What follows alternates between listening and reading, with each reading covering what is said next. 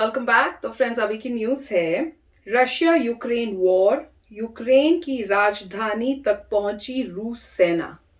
तो ये तो पता ही है कि वो पहुंच गए हैं वहां पर, और ये तो पहले ही पता चल गया था कि उनका एक बारी उन्होंने जो दो कंट्री सेपरेट कर दी हैं, उसके बाद उनका नेक्स्ट स्टेप यही था कि यहाँ पे आके अब हमने अपने जो ट्रूप्स हैं यहाँ लेके आने हैं। तो चलो वीडियो शुरू करते हैं और देखते हैं कि क्या शेयर कर रहे हैं ये।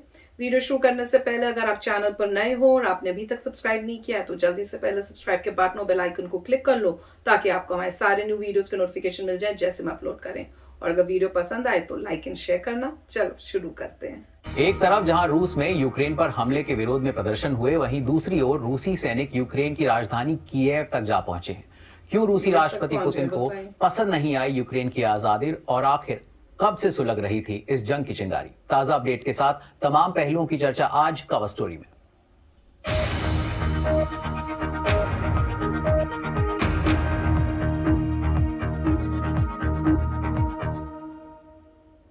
यूक्रेन की राजधानी कीव अब रूस के सीधे निशाने पर है, और यही वजह है कि कीव में आम लोगों को हथियार दे दिए गए हैं। रात के वक्त तेज आवाजें सुनी जा सकती हैं, साथ ही शहर के चारों ओर से सुनाई देती रहती हैं सायरन की आवाजें। लड़ाई पूरे देश में चल रही है, लेकिन यूक्रेन के रक्षा मंत्रालय का कहना है कि अब ये कीव की सीमा तक पहुंच गई है। इससे कई लोग हैरान भी हैं।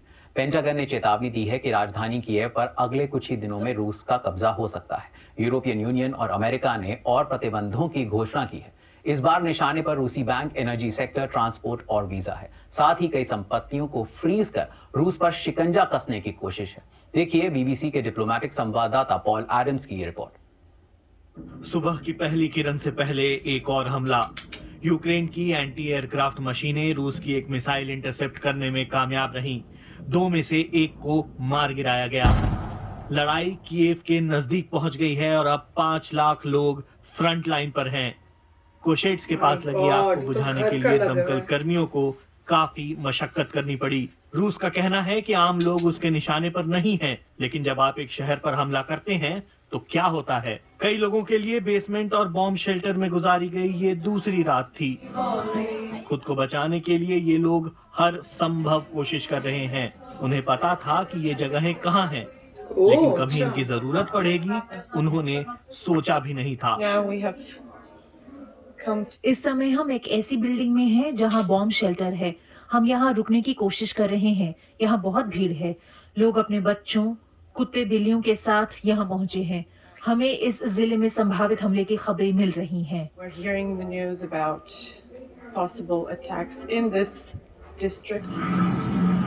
और अब रूस बिल्कुल नजदीक है, एना के घर के पास। ये ओबलोन है, शहर का उत्तरी इलाका। एक हथियारबंद वाहन ने एक गाड़ी को कुचल दिया।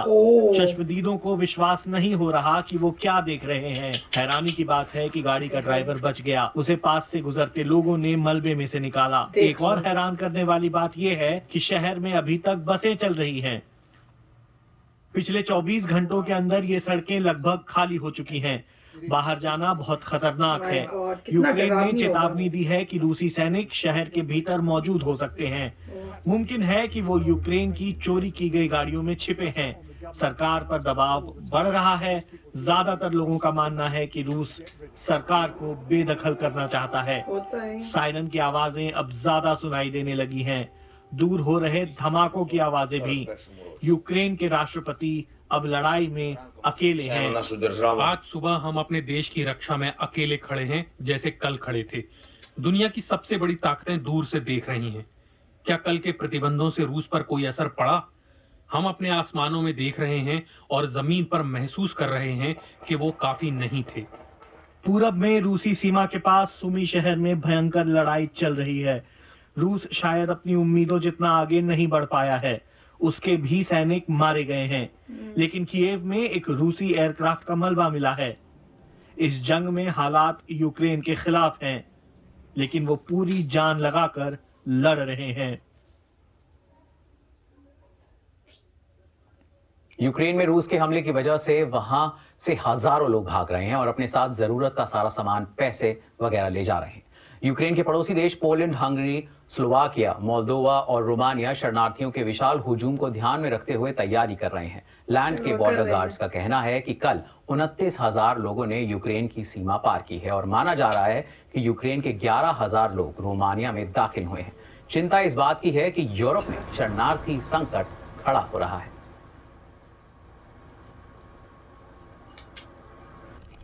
बच्चे कभी नहीं भूलेंगे ऐसा लगता है। तस्वीरों में देखा जा सकता है कि लोग दूसरे देश जाने के लिए अपना सामान उठा के बॉर्डर की तरफ जा रहे हैं।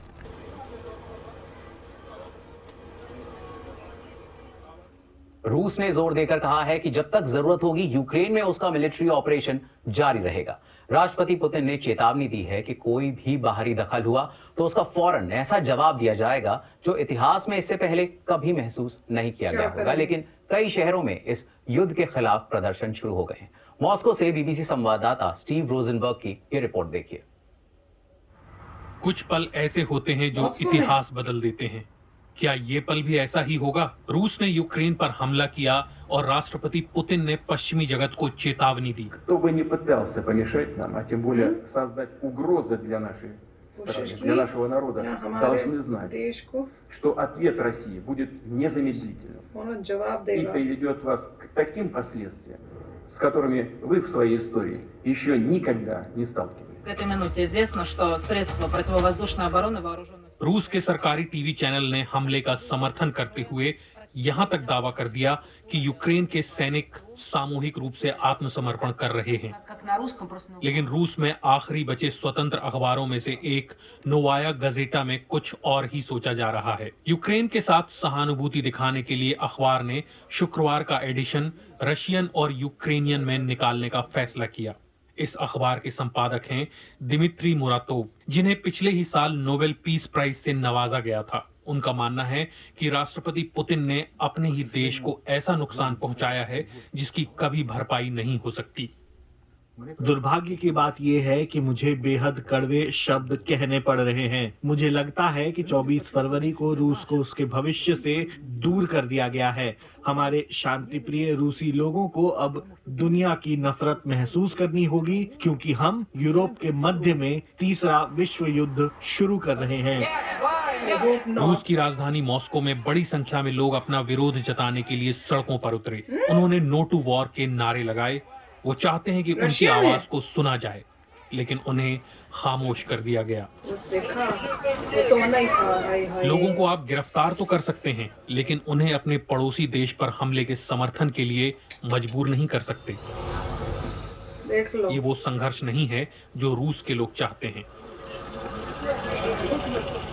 पीसफुल प्रोटेस्ट कर रहे थे, फिर तो नहीं करना चाहिए। उधर अमेरिकी राष्ट्रपति जो बाइडेन ने रूस के राष्ट्रपति पुतिन के लिए आक्रामक शब्द का इस्तेमाल किया है और कहा है कि पुतिन और पूरा रूस पाबंदियों का असर देखेगा। Putin is the aggressor. Putin chose this war, and now he and his country will bear the consequences. Today, I'm authorizing additional strong sanctions and new limitations on what can be exported to Russia. This is going to impose severe cost on the Russian economy, both immediately and over time. We have purposely designed these sanctions to maximize the long-term impact on Russia and to minimize the impact on the United States and our allies. तो friends, situation worst से worst ही होती जा रही है। संभलने की जगह यही दिख रहा है कि यहाँ से कोई सोल्यूशन हो नहीं रही। वहाँ वो रशिया अटैक कर रहा है, यहाँ से अमेरिका सैंक्शंस बस बढ़ा रहा है। एंड रिजल्ट ये हो रहा है कि यूक्रेन के जो सिविलियंस हैं वो बेचारे पिस रहे हैं। और मेरे को ये नहीं समझ में आ रहा, आज मैं यही सोच रही थी वीडियोस के बाद कि यूक्रेन ने जब सोचा कि आई विश हस्बैंड होते साथ में तो डिस्कशन हो सकती थी, उनको थोड़ा ज़्यादा नॉलेज होती है इस बारे में। तो मैं यही सोच रही थी कि आप बताना कि मैं यही सोच रही थी कि देखो यूक्रेन जो है नेटो को ज्वाइन करना चाहता था। तो जब वो ज्वाइन करना चाहता था उसको पता तो चल गया था, क्योंकि रशिया तो पहले से बोल रहा था कि आप तुम ज्वाइन नहीं करो नहीं तो हम एक्शंस लेंगे, डराना धमकाना तो कर ही रहा था। तो यूक्रेन अवेयर था इस बारे में।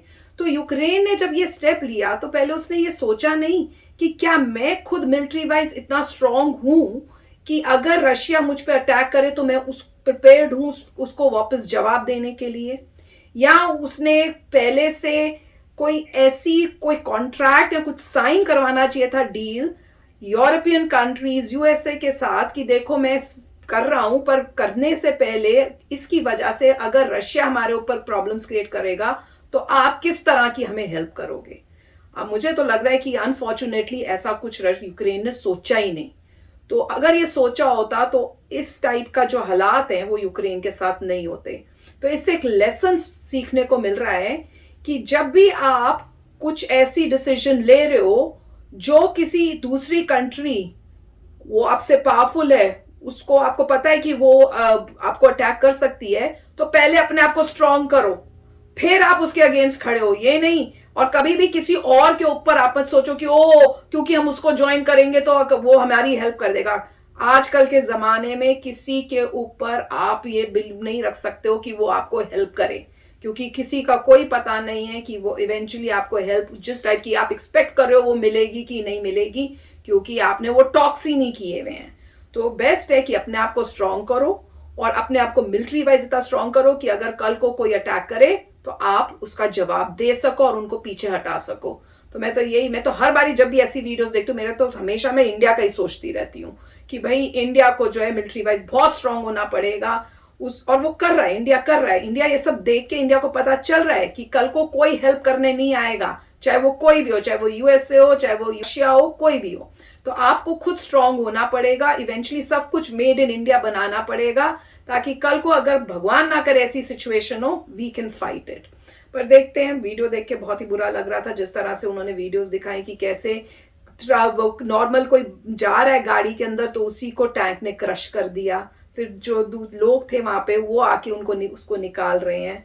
तो ऐसे लग रहा है कि अब थोड़ा मतलब मिलिट्री पर वर्सेस आर्मी नहीं हो रहा, जो आम इंसान है उनको भी अब डैमेज शुरू हो गया, उनके भी घरों को तोड़ रहे हैं। बहुत ही दुख की बात है और पूरा वर्ल्ड देख रहा है। तो चलो फ्रेंड्स, चलते हैं, मिलेंगे नेक्स्ट वीडियो में बहुत ही जल्द। Till then please take care and bye bye. तो अगर आप मेरे इस चैनल पे नए हो तो जल्दी से सब्सक्राइब के बटन को हिट करो और बेल आइकन को क्लिक करो, ताकि आपको मेरा जब नया वीडियो मैं लगाऊं आपको उसके बारे में जल्दी से पता चल जाए।